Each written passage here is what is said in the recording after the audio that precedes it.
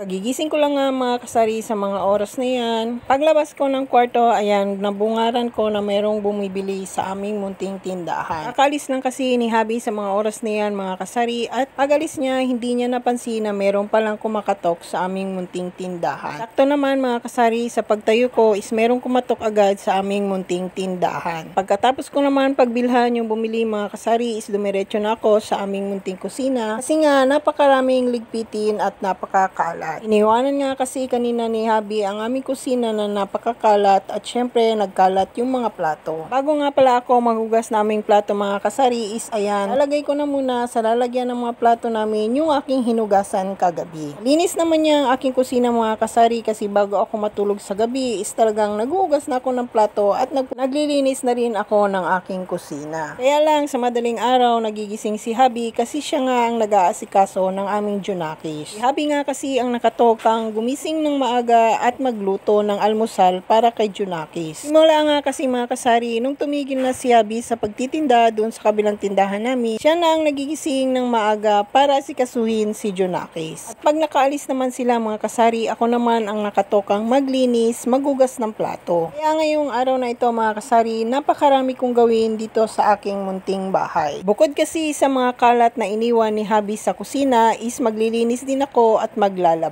Bago nga ako maglalaba mga kasari, pupunuin ko po muna ng tubig yung aking mga balde. Saka naman ako maglilinis at mag-aayos ng mga nakakalat dyan sa aming lamesa. Nakakalat kasi mga kasari, yung tumbler ni Junakis, yung mga tali sa buhok, yung mga suklay, yan sa lamesa namin. Ewan ko ba kay Junakis, bago umalis ng bahay is napakakalat talaga ng mga gamit niya. Pagkatapos ko naman tanggalin yung mga kalat dyan sa lamesa namin mga kasari is ayan, aayusin ko naman yung aking mga labahin. Bago ko nga pala isasalang yung mga labahin ko sa washing mga kasari, isinihiwalay-hiwalay ko muna. Hinihiwalay ko mga kasari yung short pan, yung t-shirt at syempre yung mga puti. Alam naman natin na pag tayo maglalaba, talagang inuuna natin yung mga puti bago yung mga decolor. Pagkatapos ko naman hiniwalay yung mga damit mga kasari, ayan, inilalagay ko na yung aking washing sa taas. Lalagyan na po natin ng tubig. Di ko na po yan binabanlawan yung aking damit mga kasari, diretso ko na po yung nilalagay sa aking washing at saka ko naman siya lalagyan ng sabon. Nung natapos ko na lagyan ng tubig mga kasari yung aking washing, pupunta naman ako ngayon sa aming sala. Hindi ko pa kasi nabuksan mga kasari yung pintuan namin dun sa may sala, kaya ayan, binuksan ko na muna. At pagkatapos mga kasari, ayan, nagpupulot-pulot na lang muna ako ng mga kalat dyan sa aking munting tindahan. Kukuha lang kasi ako ng sabon at saka ng extension. Kasi nga, magsisimula na akong maglaba. At pagkatapos ko naman dyan sa aking munting kusina mga kasari, habang umiikot yung aking washing, ako naman po'y gagawa ng ibang gawain.